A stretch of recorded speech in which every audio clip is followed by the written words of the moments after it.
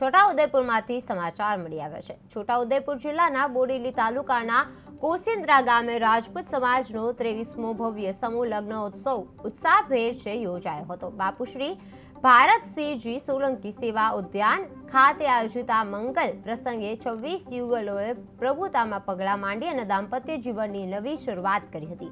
વર્ષ 2002 થી શરૂ થયેલી આ સેવા પરંપરાએ સમાજના એકતા અને સંગઠનને મજબૂત બનાવવા આર્થિક કરકસર અને સામાજિક સમરસતાને સંદેશ આપ્યો છે। સમાજના અગ્રણીઓ અને યુવા કાર્યકરોના પ્રયાસોથી કાર્યક્રમ સુવ્યવસ્થિત રીતે સંપન્ન થયો હતો।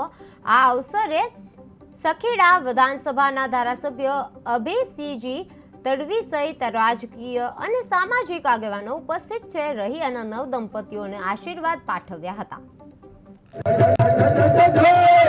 છોટાઉદેપુર જિલ્લા રાજપૂત સમાજ નો આ 23મો સમૂહ લગ્ન કોસિન્દ્રા પાસે બાપુ શ્રી ભારતસિંહજી સોલંકી સેવા ઉદ્યાનમાં ઉજવાઈ રહ્યો છે।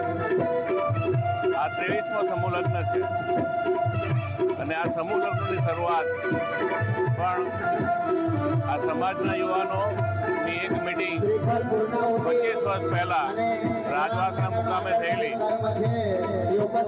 ત્યારે હું પણ 45 વર્ષ કે 46 વર્ષની ઉંમરનો હતો અને ત્યારે સમાજના યુવાનોએ ભેગા થઈ અને સંકલ્પ કરેલો કે આપણે સામાજિક એકતા કેળવીએ, સમાજમાં જે ખોટા ખર્ચ છે એમાંથી સમાજને બચાવીએ અને એના માટે એકત્રિત થઈ અને કોઈ સારું કામ શરૂ કરીએ।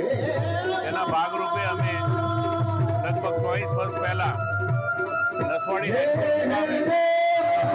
શરૂઆત કરેલી। એક પેઢી ઉપરાંતનો સમય વીતી ગયો છે, તેમ છતાં સામાજિક એકતા વર્ષો વર્ષ વધતી ગઈ, સામાજિક ઉન્નતિ પણ વધતી ગઈ અને યુવાનોના પ્રયત્નોથી સમાજમાં ચાલતા મોટા ખર્ચાઓ માટેની જે સમજ છે એ સમાજમાં ઊભી થઈ અને એના ભાગરૂપે ઉત્તરોત્તર સમૂહ લગ્નમાં ભાગ લેનાર જોડાઓની સંખ્યા વધતી ગઈ। શરૂઆતમાં 2, 4, 5, 6 જોડા આ સમૂહ લગ્નમાં જોડાતા હતા। આજે સામાજિક જાગૃતિ આવી છે, એકતા વધી છે, સાચી સમજ કેળવાઈ છે અને સમાજમાં આ વર્ષે જેમ 26 જોડા છે એમ હવે હમણાંના વર્ષોમાં 25 થી 30 જોડા લગ્ન કરતી જોડાય છે। આનાથી સમાજ આખો એકત્ર થાય છે, સમાજની એકતા વધે છે અને સામાજિક અને આર્થિક ઉન્નતિ